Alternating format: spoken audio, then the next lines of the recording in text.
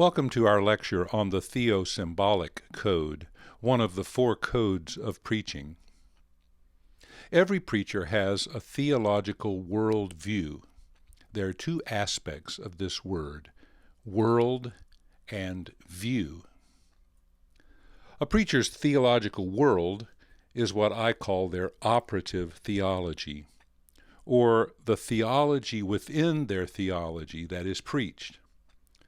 A preacher has many theological ideas at their fingertips, but typically any preacher narrows this field considerably, either consciously or unconsciously, and focuses attention on a certain set of ideas primarily. Communication theorist George Miller discovered in a study of people's major fields of ideas, whether religion, politics, or sports, or whatever, that each person tended to generate 7 plus or minus 2 ideas that they recycled over and over again. These 7 plus or minus 2 ideas were their operative set of ideas for that subject matter. Burton Cooper and I created a theological profile at the end of our book, Claiming Theology in the Pulpit, that any preacher can take to begin to get a handle on their operative theology, on their theological world. Theological worldview, which is our focus in this lecture, is a function of the way that you preach your operative theology. Which messages are stronger and which are not as fully represented? A preacher's theological worldview has to do with which messages receive the most emphasis. Preachers tend to give weight in their sermons toward either bad news or good news, and it's this bad news, good news aspect of your preaching which defines your worldview and creates ethos, tone, atmosphere, if you will, in your preaching. So the question is, which way are you looking within your theological paradigm? Do you mostly have your sermon listeners looking toward the bad news side of the equation, toward the world or sin and evil? Or toward the good news side, toward God and revelation? Theological worldviews are not just a function of the weight of one's messages, though that's the most crucial aspect. They are also visible in the way a preacher dresses, their tone of voice, their facial expressions, their body language, and so on. When analyzing sermons for theological worldview, it's helpful to parse out the bad news, good news dynamics by using a narrative tool invented by A.J. Gremaud in his book Structural Semantics, called actantial analysis, A-C-T-A-N-T-I-A-L, actantial analysis. I have translated that tool into a tool for looking at theology through a narrative lens. According to Gremaud, any narrative has 6 actants, A-C-T-A-N-T-S, a word that is a more open-ended placeholder for what we might call narrative characters in a story. In any story, a giver is trying to communicate some object to a receiver. In our case, in a theological narrative, God, in all of God's aspects, is trying to communicate redemption to us and to the world. We have certain doctrines for these 3 actants, as you can see in the chart. In our chart, this is the upper axis, called the axis of communication. An opponent, sin or evil, is impeding this communication process for us as the subjects of this narrative. The subject is the protagonist of the narrative, and we identify with the protagonist. And so, given this situation, we need help. And we have a series of helpers in the theological narrative, thank goodness, as you can see in the chart: Christ, Spirit, Church, Sacraments, Scripture, ordained clergy, and so on. This lower axis in the chart is called the axis of power or trial. The subject is on trial, stretched out between the opponent and the helper. The third axis between the axis of communication and the axis of power is called the axis of volition or quest. This is because it represents the willful quest for the object, redemption, by the subject, that's us, in the narrative.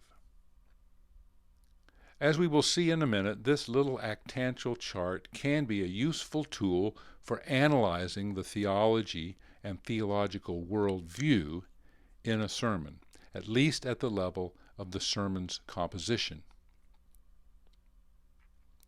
If a preacher has the congregation looking toward the bad news side of the narrative, they experience narrative lack.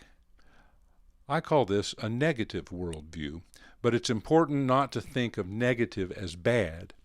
Just think of it as emphasizing lack in the way theology is construed in preaching. And we will look at two negative worldviews, a low negative or tensive worldview, and a high negative or oppositional worldview. If the preacher has the congregation looking toward the good news side of the equation, they experience narrative plenitude primarily. Again, there are two main styles, a low positive or equilibrist worldview and a high positive or permutational worldview. Finally, we will look at a fifth worldview that is iconoclastic, in which the actants in the theological narrative are constantly shifting and being reversed, right when we thought we had them nailed down. And of course, we hope this is intentional. In this worldview, the structure of the preacher's message reverses the structure of hearer expectation. Now let's look at an example of how you might use this narrative chart to fill in the theological actants or characters when a preacher is preaching, or when you are reading a sermon and analyzing it. I will play a brief movement of thought in a sermon, and you can see me fill in the chart as the preacher speaks. It takes a little while to get good at this, but it's not that hard.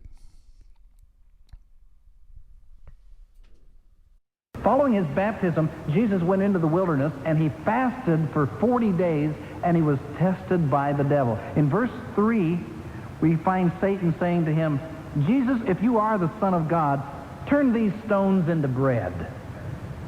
I think this was a temptation for Jesus to satisfy his physical appetite selfishly.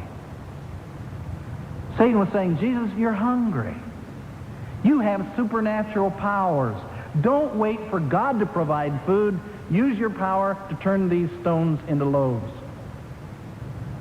I think he was subtly suggesting, Jesus, if you want to be the Messiah, feed people bread, and they'll follow you if they can get something for nothing. Now, we all face that temptation, don't we? Follow your base instincts, satisfy your physical needs regardless of God's will. In other words, if it feels good, do it. But Jesus replied, "It is written, man doesn't live by bread alone." Jesus knew that there was a spiritual craving in man's heart that could never be satisfied with the offers of this world. And until that spiritual desire is fed, no amount of food, drink, or sexual stimulation will satisfy. Immediately, we can see visually that the axis of trial is dominant in this portion of the sermon. A strong and crafty opponent and two helpers who are ready and up to the task, and a subject, that's always us in the pews, who is caught in a difficult situation, on trial for sure. the characters on the axis of communication are not quite as strong. Okay, so you can try this out on your own and see how it goes. Let's move on and discuss the 5 styles of theological worldviews. First, the tensive or low negative style. In this worldview, there is plenty of bad news and very little good news. If this is your theological worldview, you typically weight your ideas toward Christian doctrines of sin, evil, or the absence of clear pathways to salvation. Theological anthropology and the analysis or explication of the human condition are central in your preaching, and you're less concerned with resolving the human dilemma than with unraveling it and helping your congregation to live honestly and courageously in the world as it really is. To be more detailed, if this is your theological worldview, yours is a faith story with an opposition or problem, but with very little mediation to set things right. In other words, the helper is not as strong or as active as it might be. The receiver and the opponent in your story are both strongly portrayed, carefully analyzed, and defined, but not engaged. Neither the subject, that's us, faithful Christians, nor the helper, Christ, church, etc., enter into active battle with the opponent in your preaching. The subject does not submit to the opponent, but instead avoids or endures or accepts the opponent as an uncomfortable, difficult, but inevitable part of the order of things. The helper is not presented as a powerful, exciting character, but is rather a companion character, consoler, support, or guide. The giver, God, is present and available, but not an independent, active, engaged character with unique attributes or powers. The object, redemption, is beyond any story that you can realistically tell. And so it remains what the receiver lacks.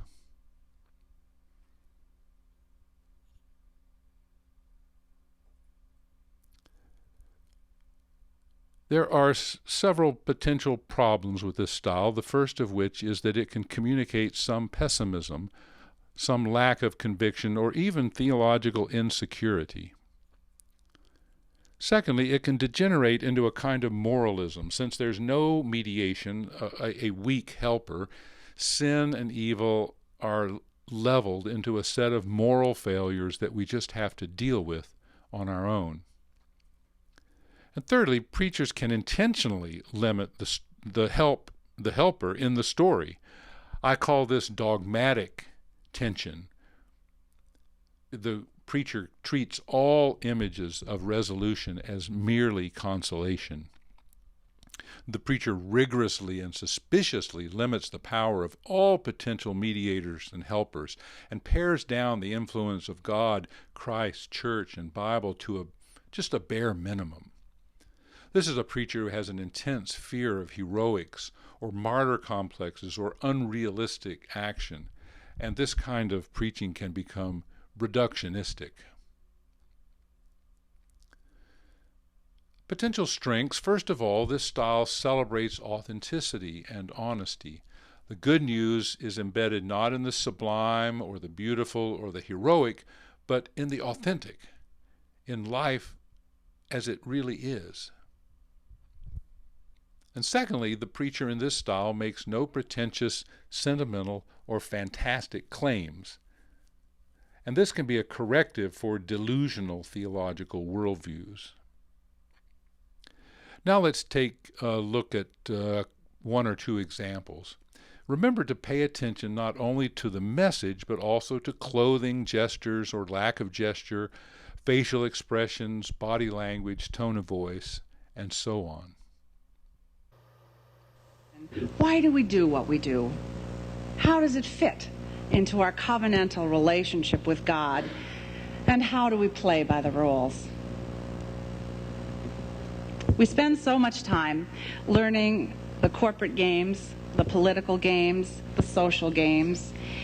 Let's spend some time this evening considering the ultimate rules, the gracious gift of God's law, which points to a way of life and joy and warns against that which leads us away from life and into judgment and sorrow. Whenever God comes to you, whenever God touches your life, whenever He encounters you, He will speak to you in a language that you can understand. God will deal with you in the way that is meaningful to you. He does this because you and I are different persons. We are unique persons. We're persons of different tastes. We have different ideas about the nature of things.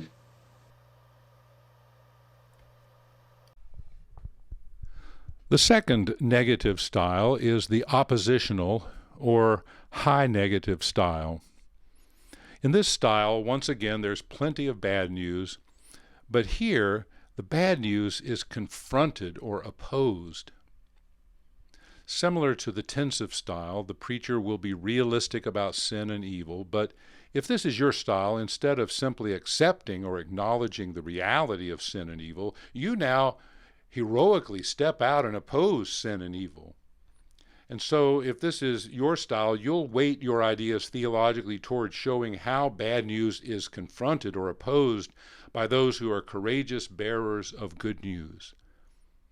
This opposition, however, does not end up in victory over sin and evil. Resolutions to the human dilemma are partial or promissory at best. Let's look at the narrative details of this worldview.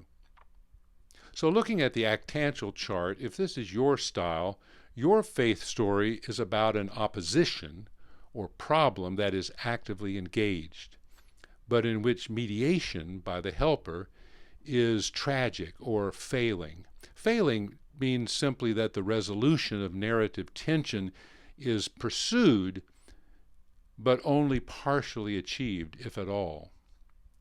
The receiver and the opponent are again strongly portrayed, and the opponent is engaged in battle. Both the helper, Christ, church, etc., and the subject, us as faithful Christians, are characterized in sermons as actively engaged. Engaged in a crucial, critical, and prolonged encounter or battle with the opponent, sin and evil. The subject is active and moving along the axis of volition or quest with strength. And the giver is independent and strong now, but still somewhat remote, lost behind the looming image of this well-developed and powerful opponent. The object, redemption, in this narrative is no longer what the subject continues to lack, but now it's an object of great desire. It's the most sought end of a long and difficult quest.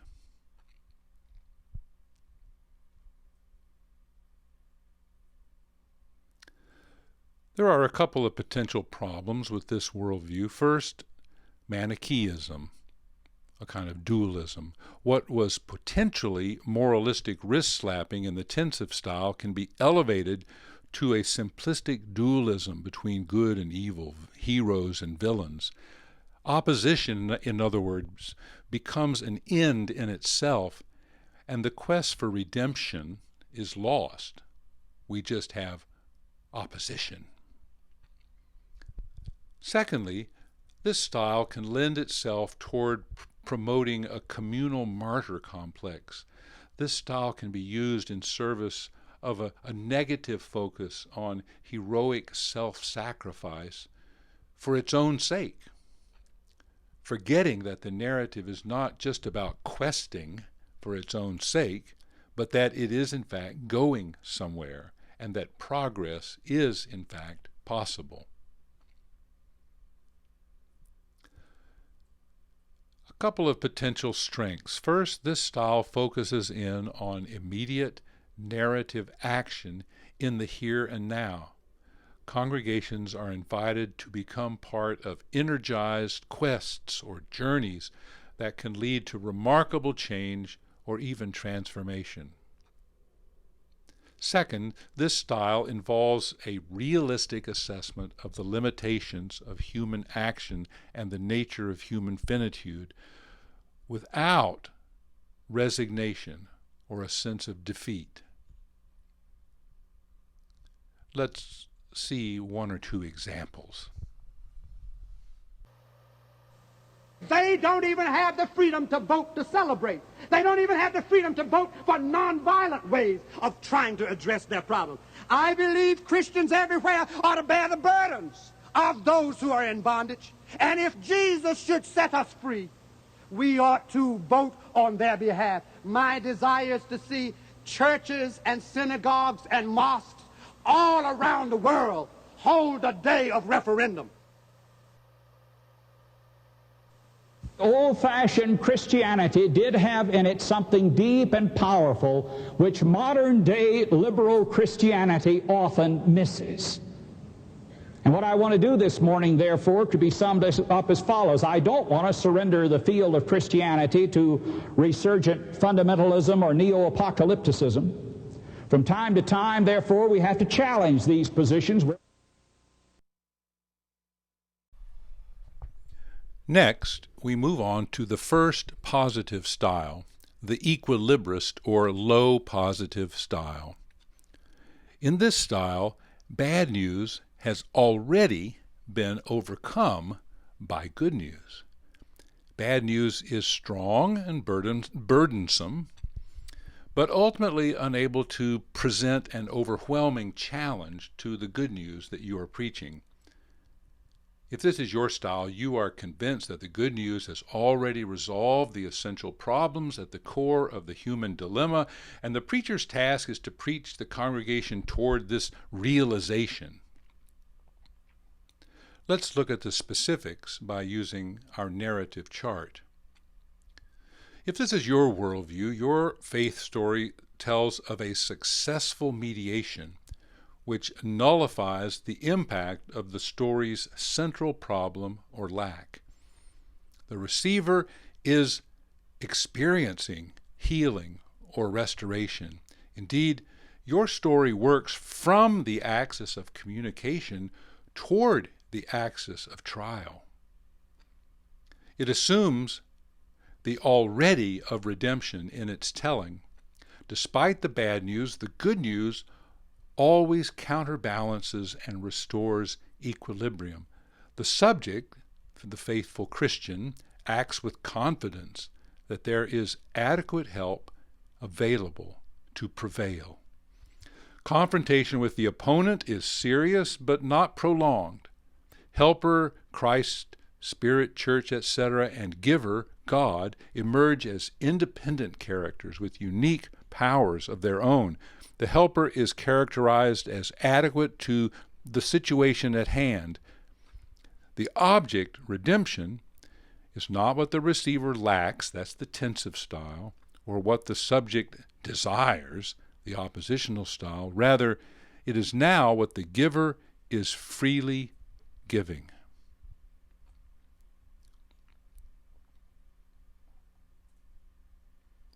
At least two potential problems accompany this style. First, it can become monotonous, a status quo sort of rhetoric, or the rhetoric of balance, in which a repetitive, cyclical style predictably returns the congregation to the same happy point of departure with no significant gains or losses.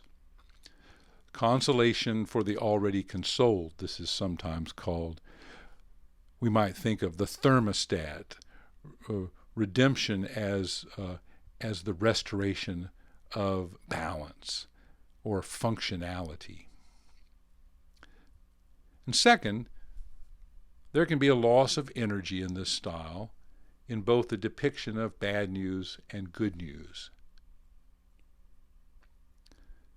Strengths First, realism. Both the bad news and the good news are realistically portrayed. And secondly, this style usually creates believable narrative closure theologically. The narrative of faith achieves closure and resolution without resorting to contrived or interventionist tactics. Let's take a look at one or two examples. When I was a boy, and the Carolina woods were filled with Indians and pirates, the center of cultural life in our small town was Tink Sanders' Country Store. It had a pot-bellied wood-burning stove where we gathered to exchange gossip and tell stories. ¿Qué es esa espera que Jesús proclama como el comienzo de la buena noticia? Pues hermanos míos, quizá para entender esa espera tenemos que ver qué es lo que Jesús nos ofrece con esta buena nueva que Jesús ofrece. ¿Qué es la buena noticia que Jesús comienza su predicación y que nosotros mismos llamamos toda la vida de Jesús? La buena nueva, la buena noticia, la palabra. Now, let's take a look at the permutational or high positive worldview. In this worldview, good news is now given far more weight than bad news. In fact, bad news becomes a foil that sets off the wonders of good news. Not only is the human dilemma resolved, but there is tremendous qualitative gain or surplus to be discovered in the way that the preacher renders theological ideas. Let's look at the narrative details of this style.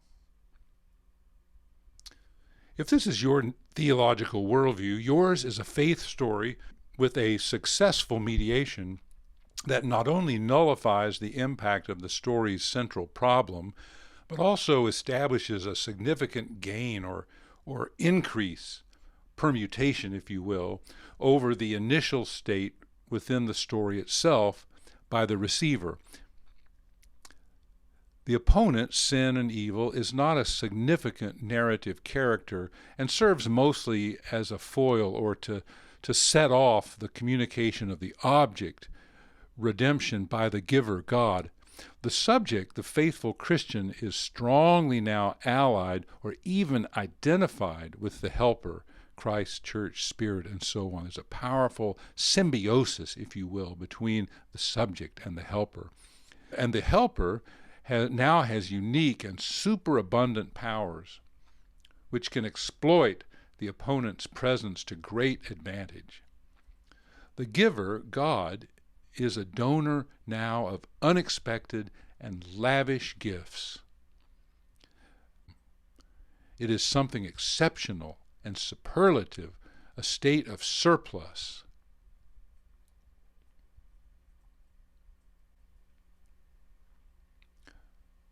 There are several potential problems with this style. First, sensationalism and emotionalism. This style sometimes involves the manipulation, if you will, of emotions through sensational or irrational appeals to special powers or interventions. Secondly, there can be a loss of realism. Everything seems to take place in another world, not the one that we live in on a daily basis. Thirdly, there can be a manipulation, if you will, or seem to be a manipulation of the human condition. Since the bad news is mainly a foil for the good news, it can be manipulated strictly for narrative gain. Lack, in other words, has no reality of its own, except in order to provide the opportunity for the celebration of victory over it. Ordinary reality, then, is manipulated in favor of super reality. The primary potential strength of this style is that it communicates conviction and power, the power of redemption, if you will, for human living. And this can be very, very helpful in situations of little help, of little hope. Let's look at one or two examples now. Unexpected messengers, and now an unexpected gardener. So like our God. Mary had hoped to find a body, a dead body, a crucified man. But our God is a God who always hopes so far beyond any of our imaginings.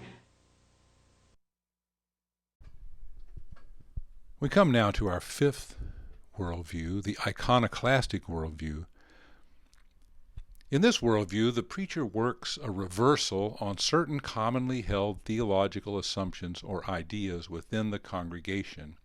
What has typically or traditionally been bad news becomes good news, or vice versa. Let's see what we can make of some of the narrative details of this approach. If this is your worldview, your faith story, the faith story you're telling, tends to introduce an opposition or lack where none previously existed. You are profoundly aware of contradictions. You are more likely to suggest that we have been dealing with the wrong deck of cards all along. The idea that theology cannot be storied. Theology is elusive and surprising. Theology is parabolic. It works like a parable. Sometimes the receiver, or human condition, remains constant, while the giver, God, and the object, redemption, change characterizations.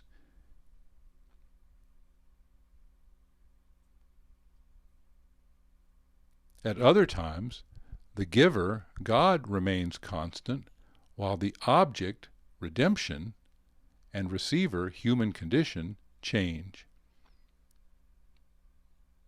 At other times, the characters on the axis of trial change characterizations. There are many ways in which theological worldviews can be reversed and turned into a parabolic story.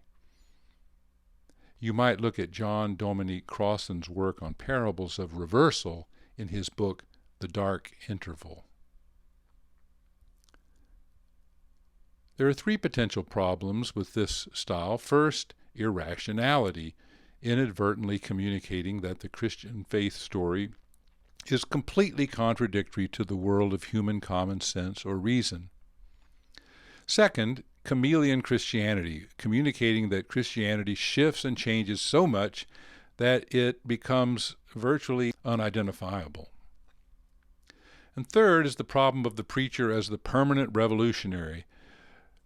This model can communicate that the preacher is simply unable to accept theological responsibility and commit to a program of thought and action, and is overly preoccupied with subverting the status quo.